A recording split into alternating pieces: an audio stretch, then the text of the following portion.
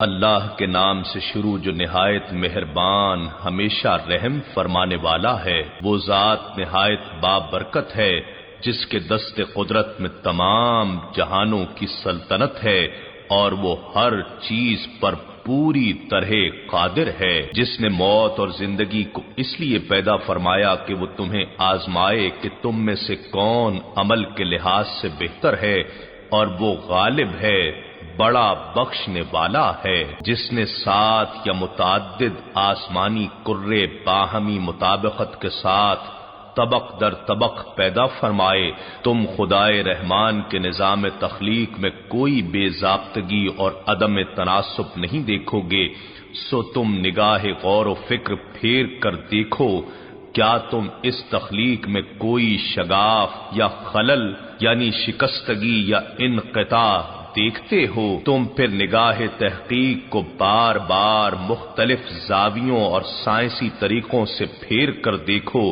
ہر بار نظر تمہاری طرف تھک کر پلٹ آئے گی اور وہ کوئی بھی نقص تلاش کرنے میں ناکام ہوگی۔ اور بے شک ہم نے سب سے قریبی آسمانی کائنات کو ستاروں، سیاروں، دیگر خلائی کروں اور ذروں کی شکل میں چراغوں سے مزین فرما دیا ہے، اور ہم نے انہی میں سے بعض کو شیطانوں یعنی سرکش قوتوں کو مار بھگانے یعنی ان کے منفی اثرات ختم کرنے کا ذریعہ بھی بنایا ہے، اور ہم نے ان شیطانوں کے لیے دہکتی آگ کا عذاب تیار کر رکھا ہے۔ اور ایسے لوگوں کے لیے جنہوں نے اپنے رب کا انکار کیا دوزخ کا عذاب ہے، اور وہ کیا ہی برا ٹھکانہ ہے۔ جب وہ اس میں ڈالے جائیں گے تو اس کی خوفناک آواز سنیں گے، اور وہ آگ جوش مار رہی ہوگی، گویا ابھی شدت غضب سے پھٹ کر پارا پارا ہو جائے گی۔ جب اس میں کوئی گروہ ڈالا جائے گا تو اس کے داروغے ان سے پوچھیں گے، کیا تمہارے پاس کوئی ڈر سنانے والا نہیں آیا تھا؟ وہ کہیں گے، کیوں نہیں، بے شک ہمارے پاس ڈر سنانے والا آیا تھا تو ہم نے جھٹلا دیا، اور ہم نے کہا کہ اللہ نے کوئی چیز نازل نہیں کی، تم تو محض بڑی گمراہی میں پڑے ہوئے ہو۔ اور کہیں گے، اگر ہم حق کو سنتے یا سمجھتے ہوتے تو ہم آج اہل جہنم میں شامل نہ ہوتے۔ بس وہ اپنے گناہ کا اعتراف کر لیں گے، سو دوزخ والوں کے لیے رحمت الہی سے دوری مقرر ہے۔ بے شک جو لوگ بن دیکھے اپنے رب سے ڈرتے ہیں ان کے لیے بخشش اور بڑا اجر ہے۔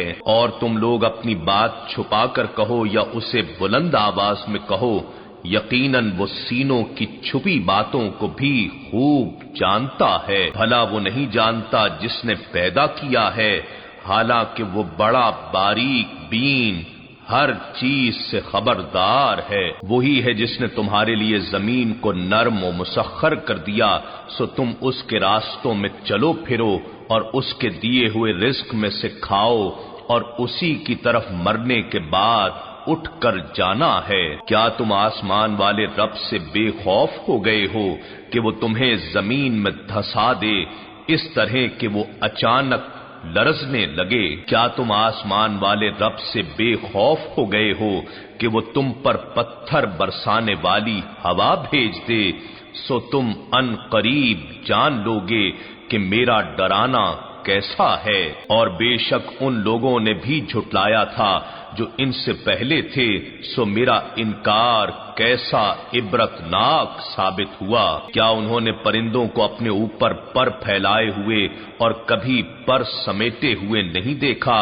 انہیں فضا میں گرنے سے کوئی نہیں روک سکتا سوائے رحمان کے بنائے ہوئے قانون کے، بے شک وہ ہر چیز کو خوب دیکھنے والا ہے۔ بھلا کوئی ایسا ہے جو تمہاری فوج بن کر خدائے رحمان کے مقابلے میں تمہاری مدد کرے؟ کافر محض دھوکے میں مبتلا ہیں۔ بھلا کوئی ایسا ہے جو تمہیں رزق دے سکے اگر اللہ تم سے اپنا رزق روک لے؟ بلکہ وہ سرکشی اور حق سے نفرت میں مضبوطی سے اڑے ہوئے ہیں۔ کیا وہ شخص جو منہ کے بل اوندھا چل رہا ہے زیادہ راہ راست پر ہے، یا وہ شخص جو سیدھی حالت میں صحیح راہ پر گامزن ہے؟ آپ فرما دیجئے وہی اللہ ہے جس نے تمہیں پیدا فرمایا اور تمہارے لیے کان اور آنکھیں اور دل بنائے، تم بہت ہی کم شکر ادا کرتے ہو۔ فرما دیجئے وہی ہے جس نے تمہیں زمین میں پھیلا دیا اور تم روز قیامت اسی کی طرف جمع کیے جاؤ گے۔ اور وہ کہتے ہیں یہ قیامت کا وعدہ کب پورا ہوگا اگر تم سچے ہو؟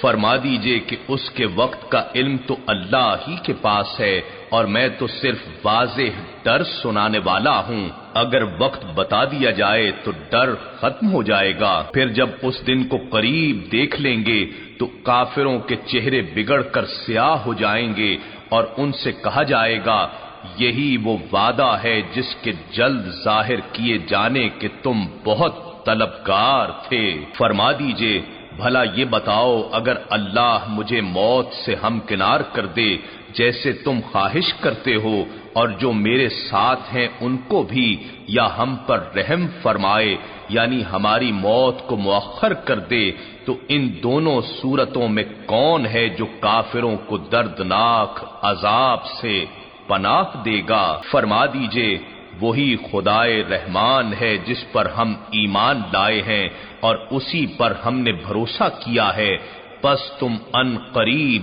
جان لوگے کہ کون شخص کھلی گمراہی میں ہے۔